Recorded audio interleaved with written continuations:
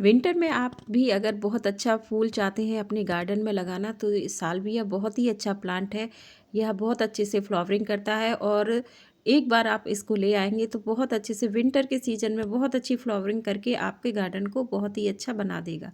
तो आइए जानते हैं इस प्लांट को कैसे लगाना है, कैसे इसकी मिट्टी तैयार करनी है और क्या इसकी केयर है। पूरी जानकारी मेरे इस वीडियो में है। तो नमस्कार दोस्तों, स्वागत है आपका मेरे एक और नए वीडियो में। आज वीडियो लेकर आई हूँ सालविया प्लांट के लिए।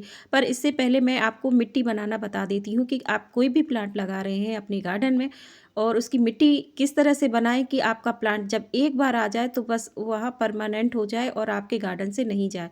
इसके लिए आपको क्या करना है, एक अच्छी मिट्टी बना करके तैयार करना है अपने प्लांट के लिए। कुछ ऑर्गेनिक फर्टिलाइजर का प्रयोग कर रही हूँ। यहाँ पर मैं कर रही हूँ साफ फंगिसाइड मिला रही हूँ, साथ ही डीएपी है, मस्टर्ड केक है और साथ ही बॉर्न मील, नीम खली और एप्सम सॉल्ट, इस सब का प्रयोग करके हम अपनी मिट्टी तैयार करेंगे गमलों के लिए और वह बहुत ही अच्छी बन करके तैयार होगी।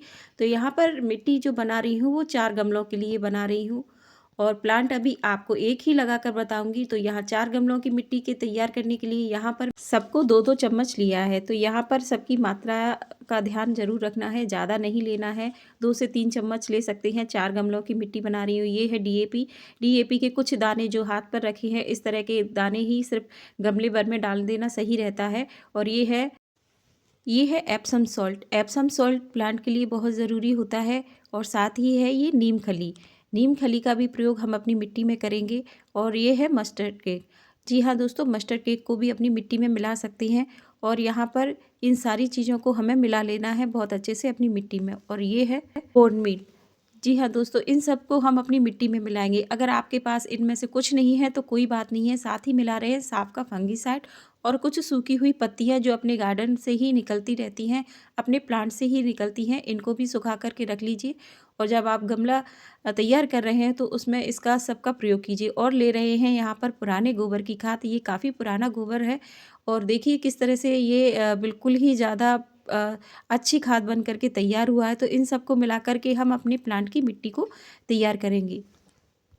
अगर आप प्लांट की मिट्टी तैयार कर रहे हैं और इनमें से कोई एक चीज़ नहीं है, कोई भी नहीं, बाद में भी आप डाल सकते हैं, लिक्विड फॉर्म में डाल सकते हैं या फिर जब कभी मिट्टी की गुड़ाई करें उस समय भी दे सकते हैं। इन सब चीज़ों को एक साथ मिलाकर ये इसलिए तैयार किया है कि जिससे कि जो भी प्लांट लगा रही हूँ वो एक बार में ही अच्छे से लग जाए। और इनमें से अगर कुछ भी नहीं है आपके पास तो कोई टेंशन नहीं है, आप इस सबको बाद में भी ऐड कर सकते हैं। साथ ही यहाँ पर साफ का फंगिसाइड भी यूज़ कर रही हूँ। फंगिसाइड बहुत ज़रूरी होता है प्लांट के लिए। फंगिसाइड का उपयोग फूलों को सड़ना, पत्तियों के दाग धब्बे, फफूंदी और सारे ऐसे कई रोग होते हैं। मिट्टी में भी शंख जैसे कीड़े बनना होता है या और भी कई प्रकार के कीड़े मिट्टी में लग जाते हैं, प्लांट में लग जाते हैं। उन सबको ये फंगिसाइड दूर करता है। मिट्टी में तो आप मिला ही रहे हैं तो आपकी मिट्टी के जो भी फंगस होंगे वो सब खत्म हो जाएँगे। अगर आपके प्लांट में कोई फंगस है तो आप उसको स्प्रे कीजिए, उससे भी सही हो जाता है। तो ये सबको मैंने अच्छे से मिला दिया है गोबर खाद में। अब इसको हम मिट्टी में मिलाएँगे। मिट्टी में मिला कर के अपना जो गमला बना रहे हैं, जिसमें प्लांट लगा रहे हैं, वो उसमें तैयार करेंगे। दोस्तों, कोई भी प्लांट लगा रहे हैं हम और उसकी अगर मिट्टी बहुत अच्छी बनी है तो प्लांट हमारा काफ़ी समय तक चलेगा और लंबे टाइम तक चलने के आसार रहते हैं। मिट्टी में इस तरह के कोई भी हम ऑर्गेनिक फर्टिलाइज़र मिलाएंगे तो उससे मिट्टी में जो की कमी होती है, जो खराबी होती है, कितनी भी पुरानी मिट्टी हो जिसकी उर्वरा शक्ति ख़त्म हो गई हो, वो सब ये ऑर्गेनिक फर्टिलाइज़र बहुत अच्छे से बना कर के तैयार कर देते हैं कि मतलब हमारी मिट्टी इतनी उपजाऊ बन जाती है कि प्लांट हमारा काफ़ी टाइम तक चलता है, कोई फंगस का अटैक नहीं होता है, प्लांट की ग्रोथ अच्छी होती है, प्लांट की हेल्थ अच्छी रहती है, फूल बहुत अच्छे से आते हैं। बहुत सारी चीज़ें ऐसी हैं जो हम अपने प्लांट में देखने को मिल सकती हैं। इस तरह से आप मिट्टी बनाइए, आपका कोई भी प्लांट लगेगा ना ही खराब होगा और ना ही उसको कोई दिक्कत आने वाली है। इस तरह से कभी भी मिट्टी बनाइए, आपका प्लांट काफ़ी टाइम तक चलेगा आपके गार्डन में। तो इस तरह से मैंने जो जानकारी दी है दोस्तों, बहुत ही सोच समझ कर दी है और बहुत ही मतलब कारगर है। आप बना लीजिए इस तरह की मिट्टी और जब भी आप प्लांट लगाइए इस तरह से बनाइएगा। कभी कभी होता है कि हमारे पास ये सारी चीज़ें उपलब्ध नहीं होती हैं, तो ना भी हो कोई दिक्कत नहीं है, कभी निराश नहीं होना है। मिट्टी में भी आप नॉर्मल पौधा लगाते हैं वो भी चल जाता है, लेकिन जब आपके पास उपलब्ध हो जाए आप उसको लिक्विड फॉर्म में दीजिए या फिर जब आप प्लांट लगा लें उसके बाद आप उसको इस तरह से दे सकती हैं। तो यहाँ पर देखिए मैंने 10 इंच का गमला ले लिया है सीमेंट का, जिसमें मैं प्लांट लगा रही हूँ। हमेशा जब गमले में प्लांट लगाते हैं तो उसमें होल रखना बहुत ज़रूरी होता है। बस आप होल कर दीजिए, होल में कुछ इस तरह का मिट्टी का कुछ लगा दीजिए, जिसको मतलब दिया होता है, पत्थर कंकड़ होता है, आप उसको लगा लीजिए जिससे होल बंद हो जाए। जब भी हम मिट्टी इसमें भरें तो हमारा बस पानी निकल जाए, मिट्टी ना निकले, जिससे अगर मिट्टी निकलेगी तो होल बंद होने का डर रहता है। तो यहाँ पर जो पत्तियाँ मैंने बता रही थी कि सूखी अपने ही गार्डन की पत्तियाँ, टहनियाँ मैं हमेशा इस तरह से स्टोर करके रखती रहती हूँ, जिससे कि जब भी आप कोई नया गमला लगा रहे हैं, नया पौधा लगा रहे हैं, तो इस तरह से आप उसमें नीचे रख सकते हैं। ये एक तरह से बहुत बढ़िया रहता है। एक तो सीधा कंपोस्ट बन जाता है, आपका जो भी किचन का वेस्ट हो उसको भी आप इसमें ऐड कर सकते हैं। सूखी पत्तियाँ हैं उसको तो ऐड कर ही रहे हैं, तो ये सारी चीज़ें आप ऐड कीजिए और गमले में इस तरह से सूखी पत्तियों को रखिए और उसके ऊपर मिट्टी लगा दीजिए। मिट्टी डालेंगे तो आपका कंपोस्ट भी बनेगा और मिट्टी भी आपकी बाहर नहीं निकलेगी। तो बस आपको अब लगा लेना है प्लांट। तो आज मैं लगा रही हूँ साल्विया प्लांट, और शुरू में ही मैंने बता दिया था कि इसको किस तरह से लगाना है। साल्विया प्लांट बहुत ही अच्छा प्लांट है, विंटर का प्लांट है, और आप इसको एक बार ले आइए। तो बस थोड़ा गर्मियों में इस प्लांट के साथ दिक्कत आती है, वरना ये प्लांट मई तक बहुत अच्छे से फ्लावरिंग करता रहता है। जान लेते हैं कुछ साल्विया प्लांट के बारे में। साल्विया प्लांट के बहुत कलर आते हैं, बहुत कलर में इसे पाया जाता है। ये ज़्यादा फूल देने वाला प्लांट है, और आप इसे विंटर में लगाएं तो यह विंटर से लेकर के मई तक बहुत अच्छे से फ्लावरिंग करता है, बहुत अच्छे से फूल देता है और बहुत बढ़िया है। आप इसकी कटाई कर देंगे, ऊपर से कट कर देंगे तो ये और ज़्यादा फैल जाता है। इसके फूल बहुत ही अच्छे होते हैं, कई कलर वैरायटी में पाया जाने वाला ये साल्विया प्लांट बहुत ही अच्छा खूबसूरत प्लांट माना जाता है विंटर का। आप इसे ले आइए और इसे लगाइए तो आपके गार्डन की खूबसूरती देखते ही बनती है।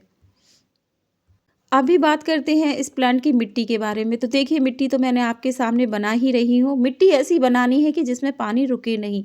जी हाँ दोस्तों, इसमें पानी हम दें और पानी निकल जाए, बस नमी रहे प्लांट में। अगर मिट्टी ज़्यादा गीली रहेगी तो प्लांट के सड़ने के आसार बने ही रहेंगे और प्लांट की फ्लावरिंग भी बहुत कम हो जाएगी, ग्रोथ बहुत कम हो जाएगी प्लांट की। तो इस चीज़ का ध्यान रखना है, मिट्टी ऐसी बनाए कि पानी देते ही निकल जाए और बस नमी रहे, ज़्यादा गीला ना रहे आपकी प्लांट की मिट्टी।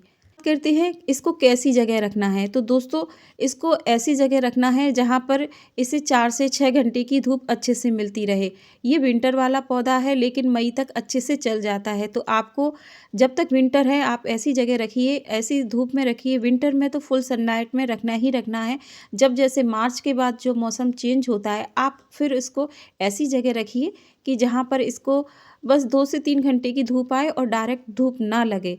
तो ये प्लांट आपके गार्डन में मई से आराम तक चल जाता है। फिर उसके बाद थोड़ा गर्मियाँ होती हैं तो बचाना बहुत मुश्किल हो जाता है, लेकिन अच्छी केयर के साथ आप इसे बचा भी सकते हैं।